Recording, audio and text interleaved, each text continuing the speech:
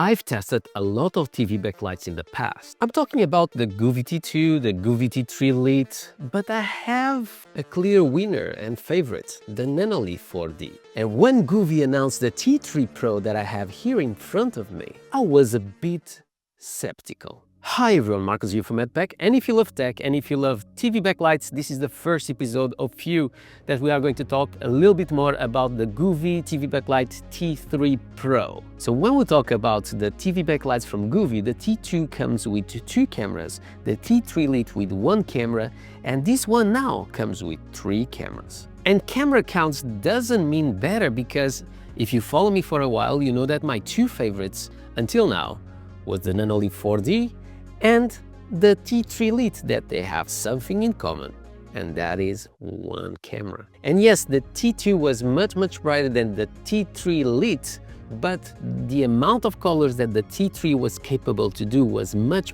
better than the predecessor T2, even if you have only 1 camera. So for me, camera count doesn't mean a lot, or basically nothing. What I want is the end results that that camera is capable to do.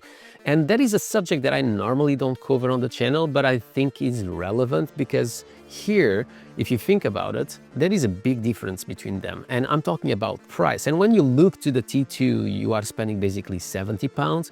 When you look to the T3 Lite, that, like I said before, is better than the T2. Yes, less bright, but it can give you a much better accuracy of colors. It costs only £54.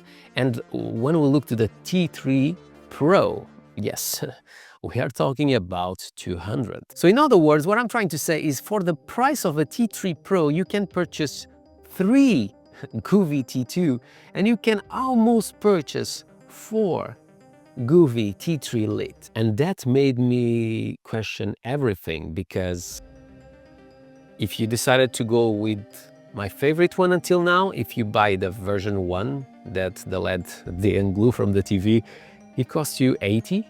And if you go to the new generation that have a much better LED, but that is nothing new about it, it costs you £10 more. So basically 90 or 80 pounds. This one, 199. So it's a big jump. So since the number of cameras is not relevant, what I want to focus in is the quality of the LEDs that you'll find in each version of Govee TV backlight. So when we look into the technology behind the LED, and you look into the T2, that is more expensive than the T3, it comes with RGBIC. So in other words, it comes with a LED that can do immersive different things in different colors, with the IC controller, so you can do whatever you want and turn on and turn off different parts of the LEDs. But it doesn't have a dedicated white LED. So in other words, everything that you see white is fake, because it's using a LED that have a color behind. So you are paying more for 2 cameras that, as I said before, and I've done the review, is less accurate than the T3 Lite. And the big reason is that the LED that is behind that TV is inferior to the other one that is cheaper. And now we jump into the T3 Lite, that for me was their best TV backlight until the new one came out, because you had a better LED. And for Govee was good because they could bring the price down, because it had just 1 camera. And now you have RGBIC, so you have that dedicated LED that can really create that white color that the previous generation, that is still more expensive, was not able to do. But that came with some caveats, because Govee really have cut the quality on that one by reducing the amount of lumens that LED was capable to do, passing from 60 to 30. Yeah, you have better accuracy of colors, but the LED is not as bright as the predecessor. And that was a big bummer, and that was a way for Govee to don't overeat their own product. But now let's talk about the Govee TV backlight T3, and when you go to their specifications, now in this one you will have something that is the RGBIC. And yes, I see the point that it costs 3 times more, and the thing is it really worth it? But this new LED that you'll find on this new camera can do something very special. That is the fact that the white LED that you have on the TV is capable to basically change the color, so the warmth on those LEDs. So it can be much more accurate when we talk about mixing up with some of the colors, and also it can be more comfortable for your eyes. So definitely a plus. And we are talking about a white balance that goes from 2700 to 3300, if I'm not wrong. So definitely is going to give much more power to this device. But the big question is it really worth it? Govee T3 Lite. And this one is a big one for me because finally this product is possible to connect to Apple HomeKit. And that's big for me because all my house is connected through Apple HomeKit. And that was one of the reasons why my TV backlight was not from Govee. In the past, I decided to go to the Nanoleaf 4D. That is still a great product, was already not as fast as the Govee T3 Lite, but you have this capability to connect and control everything through Apple HomeKit.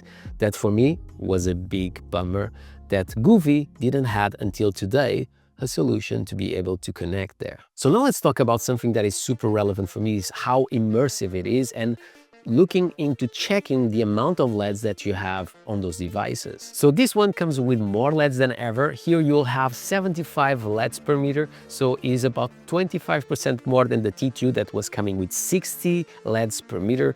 And if you compare to the T3 Lite, this one is more than double because that one was coming only with 30 LEDs per meter. So that is really reassuring. But the big issue that Govee was always getting with their LEDs is how to set it up. And for having the most accurate colors, you had to always reduce the saturation to 1%.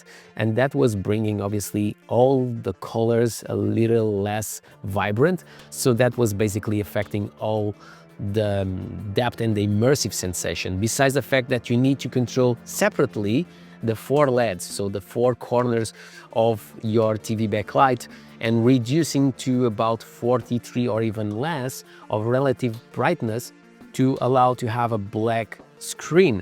So let's see if that's solved with this one, and if it can compete to the one that was more immersive until today, the Nanoleaf, at least the version 1 that I have in here. So let's talk about design, and this is a big thing for me. I never really liked the control of the previous ones. They really felt very cheap. This one is much better, and now you just have one button. The other one, you have multiple buttons to do different things. I don't feel that is necessary because normally you are going to hide this on the back and you turn it on once and you don't have to go there constantly, so definitely a plus. And this one I really feel that is much better looking than the generation 3 Lite because I didn't like the sharp edges. This is much more round. The profile is really good, and when you look to this base, it's really wide, so it's very stable, super heavy. So that means that if you hit it, it's going to stay basically in the same place, so you don't have to recalibrate. So definitely a massive plus that you have with this one compared to predecessors, or even to the one that is the one that I've been using until today on my living room, the Nanoleaf 4D. That is super light. You hit it, you need to recalibrate it once again. For those ones that wants a solution to put on the bottom part of the TV that it didn't work, for example, with the Nanoleaf 4D, this one I think that is the best. I didn't really like it, the T3 Lite, for that. I like it, the T2, but I really had to do that because it was not having the best results from the top.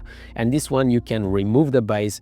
This section here is super big, so you have plenty of space to put some grip tape in here to be able to glue to your TV on the bottom. And when we look to this arm, it's quite long. It's basically the length of my finger, more or less, and it's going to be further away to be pointing to your TV, so definitely a plus, and having the best results that you could have pointing from the bottom and avoiding some reflections that normally happens when your camera is from the top. And Govee have done big promises where they can win everything with those 3 things that they are promising to deliver with this one. So the first one is HDR processing. So in other words, what this camera is capable to do in real time is to take that image and creating an image that is overexposed and one that is underexposed. So it gives a better perspective of what is the real color that is happening in real time. And besides that, those cameras, they are basically overlapping each other. So comparing the image of one and the other and see which one is more realistic when we talk about colors. So